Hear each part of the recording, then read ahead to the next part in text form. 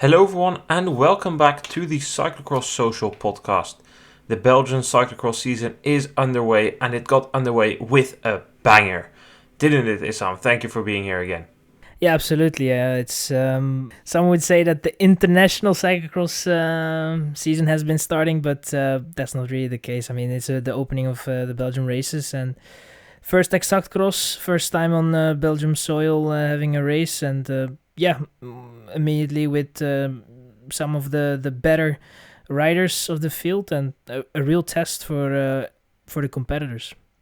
It was a pretty good race, so let's dive right into it without any further ado. The men's race had Thibau Nys take the best start. Out of the top guys, Iserbyt had a bad one. He went into the field around the 18th position and completed the first lap in 14th. In that first lap, Lars van der Haar opened a small gap, but he got caught by Gerben Kuipers. Kuipers then disappeared from the stage. He had a crash. He would only come back way later in the race. Crashing was something that would influence the race more a bit later on. Around the halfway point, we still had a big leading group of around 8-12 riders, fluctuated a little bit, when on the big off-camber downhill, there was a huge crash. Toon van der Bos went down, he took Zweek down, Ron Haar came in and went down, Van der Haar also went down, a couple of other riders missed a crash at the very, very tightest of margins. That gave Kamp and Wietse Meeuwse a lead. Van Toerenhout and Nys came back. Later Van der Haar and Iserbyt also came back. Why was Iserbyt behind? Well, he had had a mechanical before. But that didn't stop Iserbyt from still influencing the race. Thibau Nys placed an attack around 40 minutes into the race. He was followed by Kamp. Kamp then crashed in the downhill. And at that moment, everything came together. Nys didn't fancy a solo. When Van Toerenhout closed, we went back to 6 leaders. And despite a couple of attacks, we went into the final lap with 8 leaders. In that final lap, Lars van der Haar set the pace for his teammate Thibau Nys. Van der Haar prevented attacks because in the lap before we had seen some team tactics by Pauwels Sauzen already. The tactic worked. Van der Haar got the group together to the final climb on which Iserbyt placed an attack. Nys followed the attack, and then at the top of the climb, Nys actually took the lead. He opened a small gap, but on the very, very last steep bump, which was running, he got caught again by Iserbyt. Van Toerenhout was also there, but didn't feature. When they needed to get back on their bike, Nys seemed to blank. He didn't know what was going on, Iserbyt took the lead. But Nys repacked himself, launched himself for the sprint, came from behind Iserbyt, and despite a deviation, Nys took the victory, his first pro win. Sure, it's a C2, but it counts against this field. What a finish. Iserbyt ended second ahead of Michael van Toerenhout.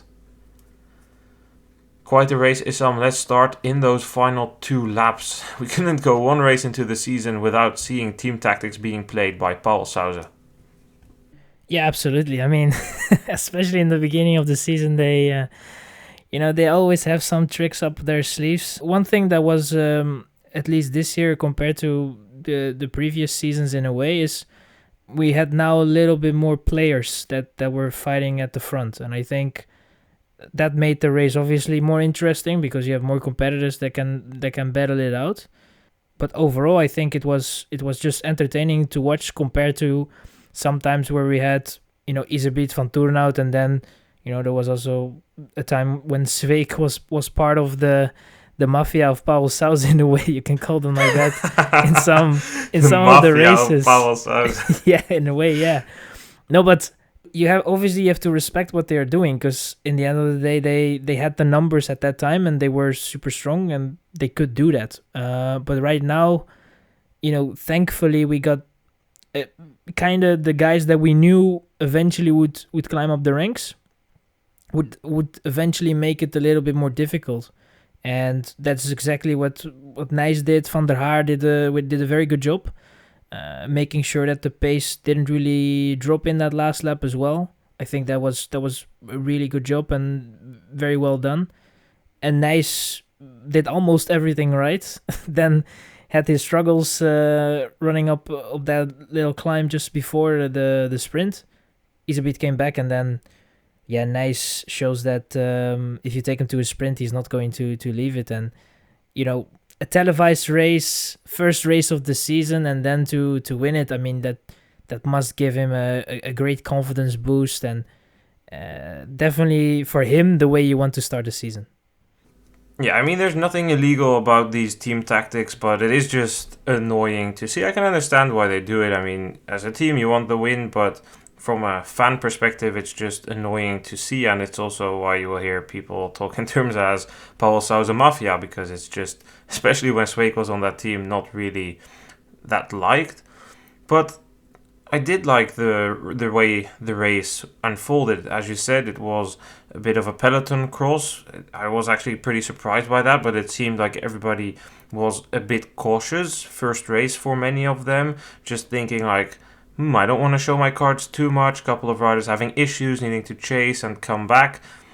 And we didn't record a preview podcast for this, but before this season, you and I have spoken obviously about the riders here, but we said Thibau Nys this season, he should be able to continue that trend of last year. He needs to be able to step in when a couple of the guys that are normally up there, and then we don't mean Pidcock, Van Aert, Van der Poel, we mean the guys like Iserbyt, when they are not there, when they are lacking, when they are caught packing, that's when he needs to be there. He needs to be able to get that podium. And today he did just that, because if we look at it, there were two riders from the guys who finished in the top four who had a clean race. Nys and Van Toerenhout. Iserbyt had a bad start, needed to chase. Okay, that's his own fault. But then he had a mechanical, opened his own bike shop in the middle of the course, bike upside down, fixing his bike, getting it going again, 30 seconds lost. Came back. But of course, that costs energy. 2 times coming back is something that you would definitely feel at the end of such a tough race here. It was still pretty warm, 22 degrees. But fair play to Nys. He didn't have those issues. He was there at his start, played the game well. He beat Van Toerenhout. Van Toerenhout was there the entire race. And what I really liked to see was that Van der Haar was really playing a good teammate as well. That was also a team tactic. Not one of letting gaps fall, but Van der Haar paced to avoid Pauwels Sauzen from attacking. There's always a tactical aspect to it. I really like to see Van der Haar doing that for his younger teammate. Van der Haar didn't seem at the top of his game, but after that crash, I think he also needed to spend quite a bit of energy to come back.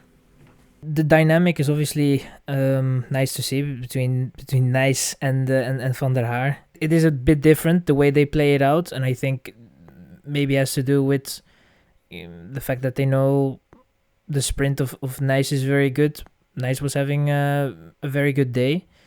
On the other hand, I think that Iserbyt, looked strong as well and was beaten in the sprint. It was not that he was completely dropped in a way. Obviously, Nys took the lead in that descent, and then it was for Iserbyt a bit difficult at that moment. But then, obviously, with that running section, he came back, overtook him, and he did his best. But the sprint is there is a big difference at the moment between Nys and Iserbyt in the sprint.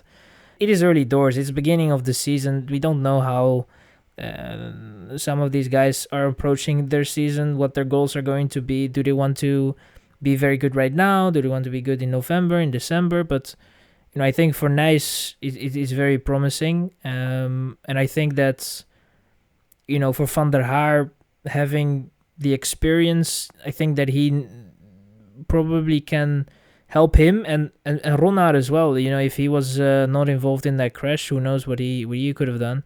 With those two younger guys, Van der Haar is two, great teammates in a way, and I think that the dynamic there is good. The understanding is very well, and they can definitely make use of that in the season. Similar to Pauwels Sauzen, but I think they might opt for a little different way of using the tactics. So that is interesting. But today was a fast race, short lap. Like you said, a kind of a peloton race still up until that crash, and even after the crash, we still had quite a large group for the course that we were riding on, and that's not going to be every race like that. So we gotta wait and see how on the more regular cyclocross races how it's going to play out, the team tactics and the differences between the competitors. The dynamics at Boas Trek are also different, especially when Swake was there at Pauwels Sauzen. They just seemed super toxic with each other. At Pauwels Sauzen, that was just not the vibe. Boas Trek now seems to be more of a chill vibe, relaxed. So that was definitely nice to see. But we need to give credit where credit is due. We can talk about tactics long or short, but Nys delivered on the day. He was strong. Maybe on pure power, Iserbyt was stronger, but chasing, that's racing. Nys deserved that win today. He was in the director's chair, which was the opposite of Van Toerenhout. I mean, sure, Van Toerenhout, Iserbyt, good vibes together, tried that team tactic. Nys said no to that, took the lead, closed that gap before he had tried an attack. He had been in the lead. Mature racing for a guy who's actually a final year U23. That was good to see. I thought that he fumbled it on the final lap, especially on that steep hill. On the running, well, that seemed just to be tiredness, but the remount, he seemed to just blank for a couple of seconds, not having any idea what to do. That was not on purpose. I'm not convinced that was. He didn't want to start that sprint second. It was super close on the line. But he got it done in that sprint after that moment in which he kind of blanked. So good to see. Good ride, strong ride, deserved. This is what we were hoping for, and he delivered in the first race of the cross season. Let's look at the entire top 10 then. Thibau Nys with the win ahead of Eli Iserbyt and Michael van Toerenhout. The 4th place was for Lars van der Haar ahead of Lander Looks. 6th place was for Wietse Meeuwse, 7th for Gerben Kuipers.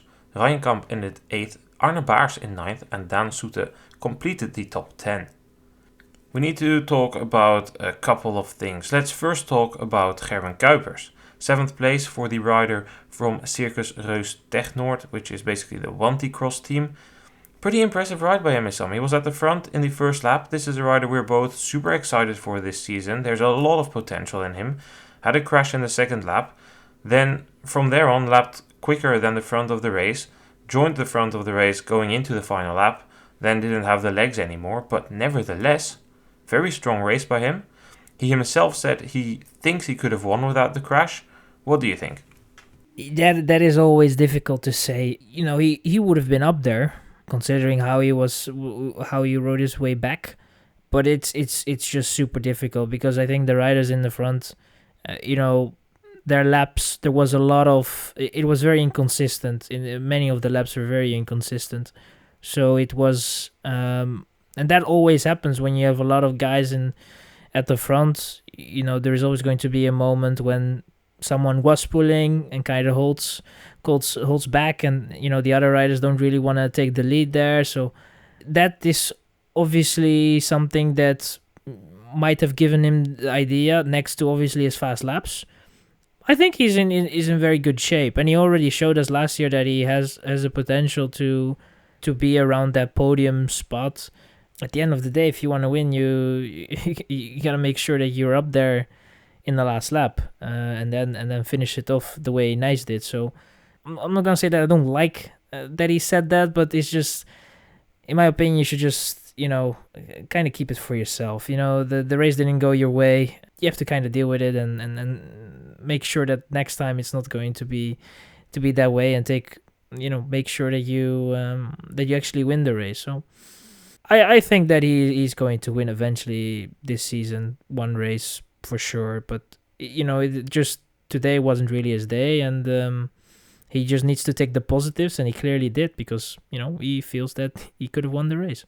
I can see where he's coming from, because he was 57 seconds down on the lead after lap 2. He was 0 seconds down after lap 9.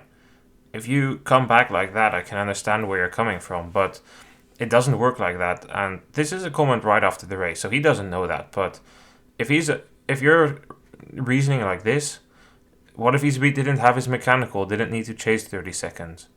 What if Kuipers was at the front? We know what happened halfway through the race. I think he didn't, but if he's there, very, very big probability that he goes down in that massive crash. I mean, that's just racing. I mean, I can see where he's coming from, especially without knowing the full picture. And he's strong, so he should take that positive. But if he was up front, there's a very big chance that he could have been involved in that crash on the downhill off-camber. We should talk about that, Issam, because holy shit, that off-camber was gnarly, and that crash was nasty. I mean, yeah, that was not great. And when I saw it, I was like, oh, please, just, hopefully they're all doing relatively well. Obviously, that is not a crash that you want to have, and I think that that luckily it didn't end much worse, and I think it had the potential to end much worse. It was, that was a place. I have no words, to be honest, for that. I think it's just, it shouldn't be there. It was tricky, and you could see that the riders, when a guy at the front makes a mistake, or at the front, kind of in the front of that group, it is just so difficult to avoid it. And I think that it was fast. It's very very tricky. We saw Nys have his problems as well. I don't know. I don't think that if you compare this, for example, to an off-camber in Namur, which obviously is also not the safest, but at least it's kind of reasonable. And the biggest difference is Namur is straight. Namur is the straight off-camber. This is an off-camber downhill, which is more like the one that we have in Hulst. Yeah, absolutely. So it's like, if you take that in consideration, it was too fast, and obviously it's a dry race, so then obviously the speed is going to be higher as well. But in terms of safety, that was not really thought through, in my opinion, and it could have been something that could have been avoided, that element of the course. And overall it was quite a tricky track to go over. Absolutely. I think this has no business, or at least in the current form, of being in a cyclocross race. It's so long, so steep, that it's difficult enough to control your own bike, let alone to account for mistakes of others. Van der Bos was the first to go down. His pedal got stuck behind a pole or in the sponsor canvas, but he was the first to go down. And when that happened, Sveik has nowhere to go. Okay, that's fine, he's right behind. But if you're coming from above the higher line, which Ron Haar and Van der Haar and Nys did, you have basically nowhere to go. Ron Haar, he was braking, but there's just nowhere he can go anywhere. It's too steep, it's too loose, because this is just a bit of loose sand on top of dirt. There's no grip here. If this is rainy, this course is supposed to host the Belgian Championships in 2026 in January. I don't want to even imagine what happens if this is raining, because you have absolutely zero grip. You're going to be walking very slowly, holding on to the poles that they put in the ground, praying that you're not slipping, especially on the steepest final part. And then, above all, the biggest issue I have is when I read that Gerben Kuiper says, we went here on training earlier, more than a week in advance. We saw this off-camber, we were not happy with it. We asked the organizers if they could consider putting in something else, or at the very least, add these big airbag cushions at the bottom. And that then the organizers say, no, that's not needed. I mean, with the amount of riders that went down there, the only potential injury we've heard is a potential broken finger for Ron Haar, which has not been confirmed. If that's everything, they are very lucky to get away like that. But if the riders ask for extra cushions there, you should 100% put them there. And I think this is a major fault on the side of the course builders, that they did not listen to the feedback of the riders. Do we have something like an association for the riders, that they can have a voice, bring it out for the organizers and put more pressure on? Or is it like individually the riders that have to go and try to get something done? I think there's for sure the two rider representatives, Katrina Nash, and I'm not sure who the second one is. They have like some sort of communication with the UCI. These are people who you can raise your concerns to, whether that's about the feeding ruling or whatever. They are there. I don't know to what extent the riders' unions that we have on the road also are expanded into cross. I know Adam Hansen is leading one, and there was another one, the Cyclist Alliance, the CPA is the one Adam Hansen runs. I don't know if they continue into cross or if it's their priority, but if they don't expand, I'm not too familiar. This is something I should definitely put some research into. I know for sure there's the rider representatives, but it's definitely something that should be looked into, because if their concerns aren't being taken serious, that's not good. I'm interested to see what will happen with the course in Maasmechelen. There was heavy criticism last year. Riders said we're not going back. The race is scheduled for in 2 weeks' time. We're at the same venue. I'm interested to see what happens. Another rider that went down on a different section of the course though was Ryan Kamp. I was pretty impressed by his race. This is kind of the performance I want to be seeing from him. I feel like this is a bit of a make or break season for him. He's a second year elite. You know how things go in Pauwels Sauzen. The spots come very expensive there. If he wants to keep his spot there, if he wants to keep going, it will be important for him to perform. And then you want to see performances like today, being at the front of the race, being in that move with Thibau Nys. You don't want to see that crash, but Beringen as a first race of the season is super tough. The margin of error on this course is super tight. And we always see when we're in Lokeren or in Meulenbeke or wherever for the first race of the season, there's more mistakes than usual. People are a bit rusty, and in Beringen you pay cash for that. Then to end the situation on the top 10, Issam, what did you think about the rides of Lander Looks and Arne Baars? Or maybe you have some other riders you want to mention still.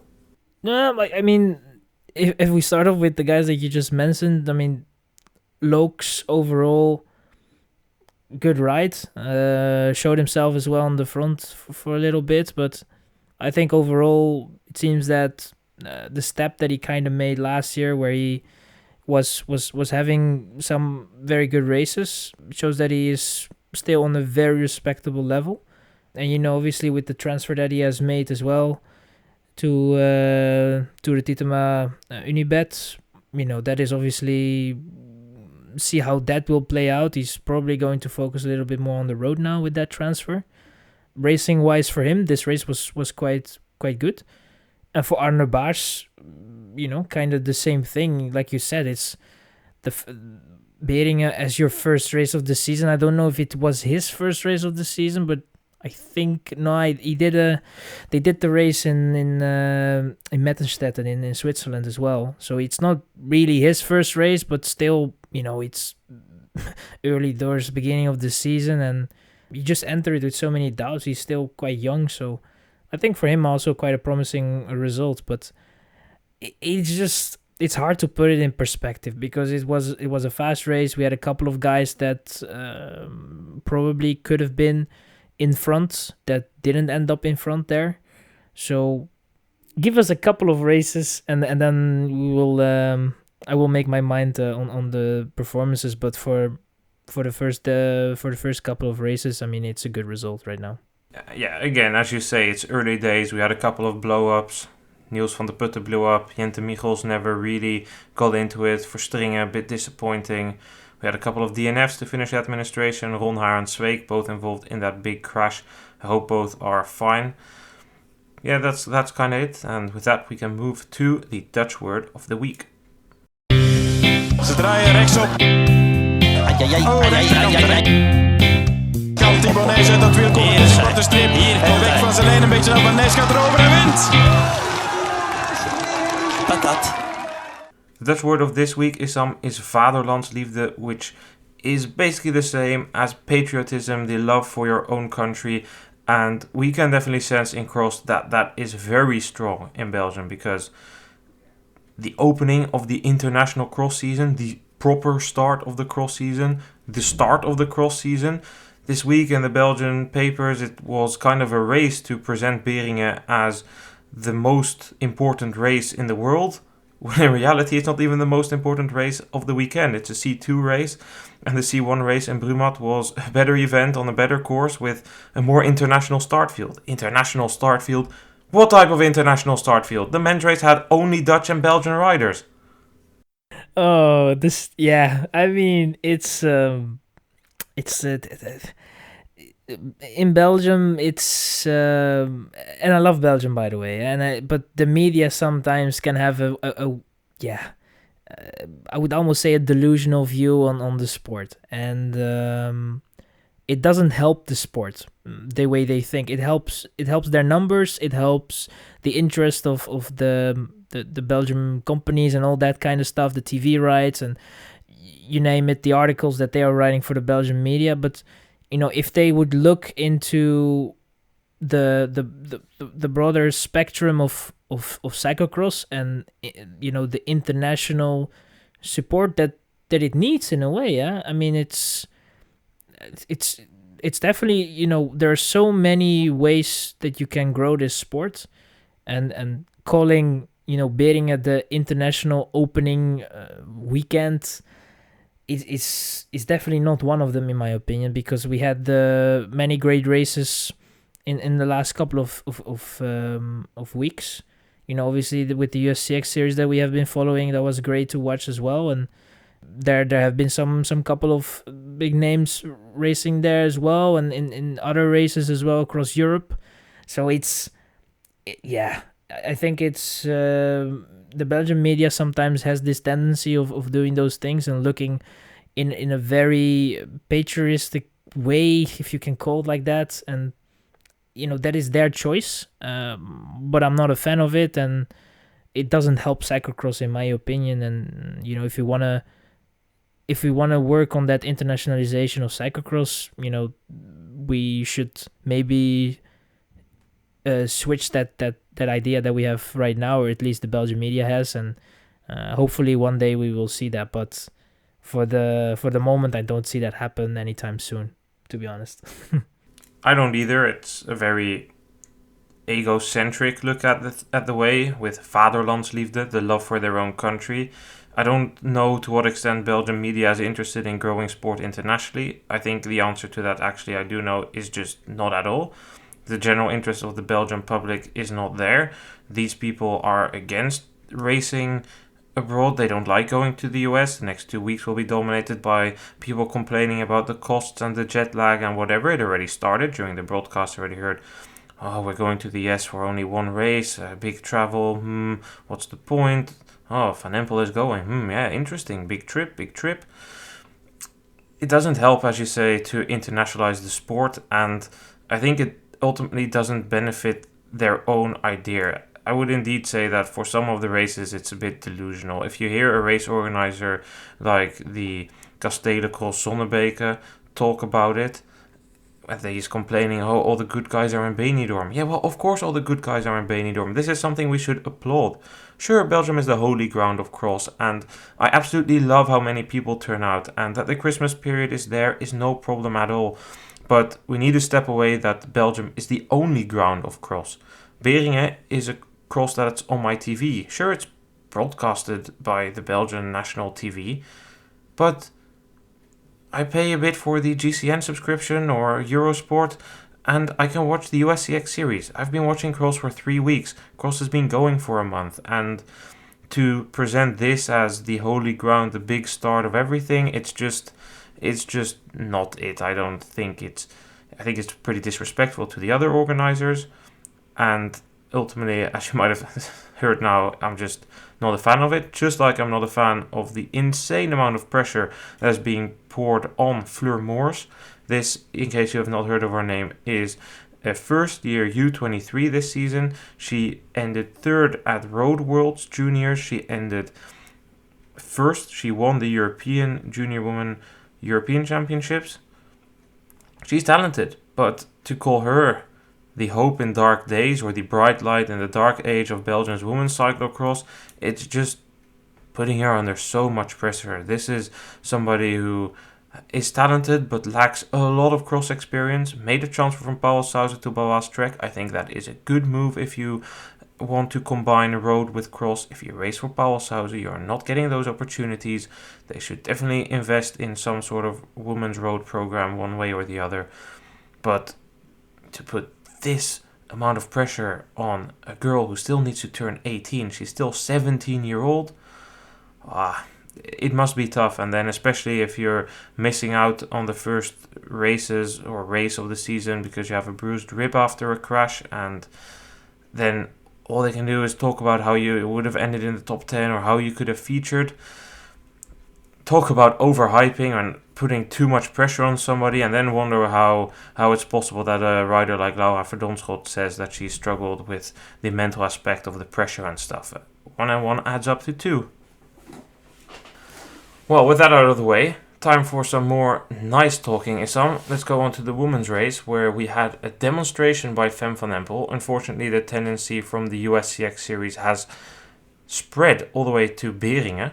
where we had a pretty boring women's race. And I say that with the most amount of respect as possible for the performance of Fem van Empel, because after Van der Heijden had the best start, she got passed on the climb. At the big off-camber, Van der Heijden was very, very scared. She went down very slow, which led to 3 leaders: Annemarie Worst, Sena Carmen Alvarado and Fem van Empel. Van Anrooy was caught out behind, closed that gap. Worst then had a mechanical, but in the second lap, Van Anrooy tried to go around the outside of Van Empel just before the off-camber downhill. The lower line there did not work for Van Anrooy. Van Empel had a gap, and from there on, the gap just widened and widened. Alvarado tried to close that gap initially, but couldn't get it done, and Van Empel went all the way to the line, taking the victory. The world champion still has a 100% win streak in the rainbow jersey. Her lead was more than a minute on Alvarado at the finish, with Van Anrooy taking third. What a class of display by Fem van Empel, Issam. Yeah, and for someone that was in doubt before the race, that was definitely a display of power, and we kind of knew where she would be compared to an Alvarado, compared to Vorst. Unfortunately, that wasn't really able to get her race done the way that she would have liked to, and Van Anrooy and the rest as well. So not a lot of surprises, but still a show of power, of dominance, and hopefully not something that we will see over the course of the entire season. But as was talked about in the broadcast, at the moment it looks like only one that can really face her in a way is Pieterse. There is also someone else that might step up the game, but Van Anrooy obviously is still needs to take her rest as well. He's going to do Waterloo and then from there take some rest and then get roll back into the cyclocross season. And we don't know where others will eventually evolve into, but for the moment, on a course like this, when it's fast, when the power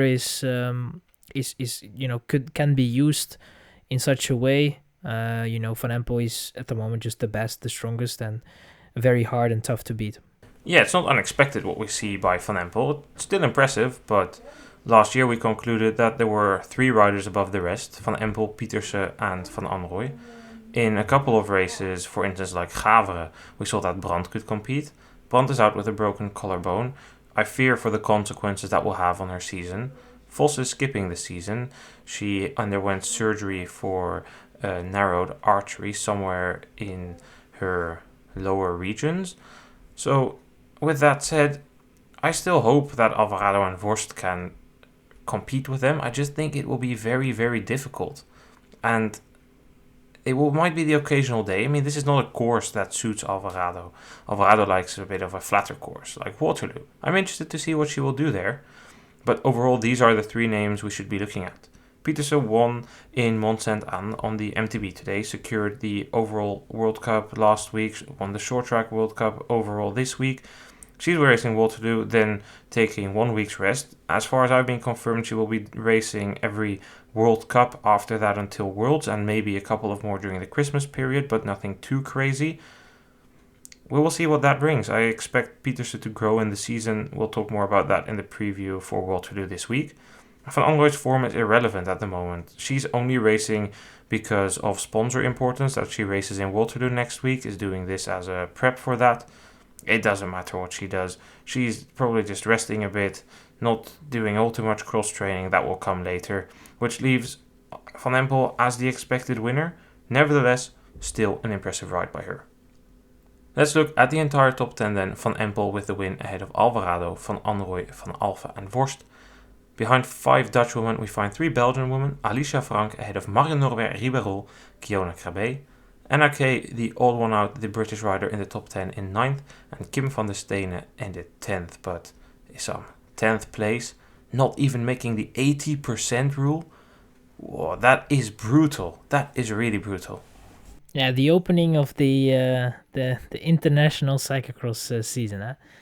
No, but I mean, we shouldn't forget that the course, at least the lap, was quite short. So I think that had to, if there is already that big level difference, then with a fast race, a short lap in a way, I think, what was it, like 6 minutes, somewhere around that region. So, yeah, in a way it's understandable, obviously, but it kind of shows the difference. At the end, we only had nine riders finishing the race, or at least like crossing the line to finish it. So yeah, but at the end of the day, the points are still awarded, and participating is also as important as racing, because you obviously need the riders to race, and every level is, in a way, obviously in the professional level, is accepted. So if you have the ability to race, then you are free to do so. So in that way, I have nothing against it, and I don't want to put anything on that performance. But it is just, I think the irony is in, obviously, the fact that has been called the international opening weekend for at least Beringen doing so. And if you have such a small field, in a way, I don't know if you can really call it like that. But that was the racing, and that was how it went, actually. Yeah, I mean, fair play to Kim van der Steen. I mean, this is a former winner on the Koppenberg, and everybody that's there deserves to race. And it was not intended to be a diss towards Kim van der Steen. It just more of a, whoa, Fem van Empel raced so fast that the number 9 is 5 minutes and 10 seconds down, and on a 6-minute lap, you will get these situations where then the number 10 is too far behind and is taken out a lap before the end, it's just brutal. And that's the way racing goes. And as you say, if you're racing a bit longer lap, you won't have that, or if the field is a bit stronger. And that is indeed, as you say, it's like right on it. That's why the irony is, calling this the opening of the international season. Not going to repeat you too much, because I would still like to make some points about a couple of riders. Thought a decent race by Aniek van Alphen. Shame about that mechanical by Vorst, but after that mechanical, she didn't really seem to be able to repack herself. She's not doing the US race next week either, so I'm interested to see where that goes. And what I still would like to say is, where we saw on the men's side pretty compact group racing, we didn't see that here. The women's side, there were way more names missing, sure. But I will say, it's in a month, European Championships in Pontchâteau. Course is pretty fast. When we raced there in 2015, when Toon Aerts won, I think that was 15 from the top of my head. Surprise winner Toon Aerts, peloton racing there. We could very much be seeing the same in both races. And then you will be having riders like Alvarado, Van Alphen, Vorst all playing a role. I think that concludes it from Beringen then. A couple of weeks ago we played a TV report from the first round of the USCX series. We have now also a TV report from the second round of the USCX series, but this time it will be from the Belgian TV. It's from Rob TV, which is a local TV station, regional. They broadcast to your TV through cable. And they had a news bulletin item on Vincent Baestaans. It's in Dutch, so I will briefly cover what they will say. They will just cover the race news and how Baestaans is Captain America. That's how they topped it. So here we go. In het veldrijden heeft Vincent Baestaans zijn eerste zege van het seizoen te pakken. De man uit Keerbergen won in Rochester in de Amerikaanse staat New York. Baestaans trekt al enkele jaren naar de States om een ritme op te doen en ook UCI-punten te pakken om een betere startpositie af te dwingen in de Vlaamse crossen. In Rochester pakt hij in de laatste ronde uit met een straffe move op een trap. De Amerikaan Stromayer beslist om de trap op te fietsen. Baestaans profiteert al lopend en rijdt zo naar de zege. Thought that would be interesting to give a bit of a show how big cross actually is, and Rob TV definitely not on the international cyclocross season start here, following their local rider Vincent Baestaans. Let's go down and go across Europe, where we saw a bit of racing going on elsewhere. We had the Brumat Bike Festival, the start of the French season. The men's race was won by Wart Huijps ahead of Aaron Dox and Nathan Beaumenel. Pretty dominant win by Wart Huijps, who's been having a streak going. Mari Schreiber won the women's race in a very tight sprint against Leonie Bentveld. Laurine Durafou ended third there. French champion Helene Clausel had a mechanical issue which cost her shot at victory. We also had racing in Germany, in Bad Salderfurt, where Timon Ruek took the win on day 1 ahead of Joran Viseure and Stan Gaudry. On the second day of racing, it was Viseure who took the win ahead of Ruek, and Arne Vrachte ended third. The women's race was won by Judith Kral both days. The second place on Saturday was for Larissa Hartog. Third place was for Francesca Baroni.